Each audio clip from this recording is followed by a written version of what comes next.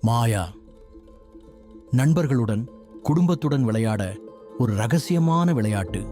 இந்த விளையாட்டில் எல்லா வீரர்களுக்கும் ஒரே ரகசிய வார்த்தை கிடைக்கும். ஆனால் ஒரு நபருக்கு மட்டுமில்லை. அந்த நபர்தான் வஞ்சகர். வஞ்சகருக்கு வார்த்தை தெரியாது. அவர் மற்றவர்கள் பேசுவதை கவனித்து வார்த்தையை ஊகிக்க வேண்டும்.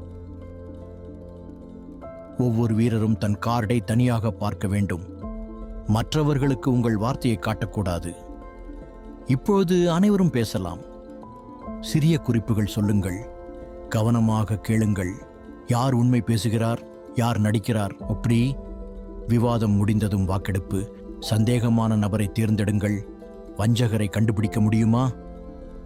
வஞ்சகர் பிடிபட்டால் மற்றவர்கள் வெற்றி, இல்லையெனில் வஞ்சகர் வெல்வார். மாயா ஒரு எளிய ஆனால் மிகச் சுவாரஸ்யமான விளையாட்டு.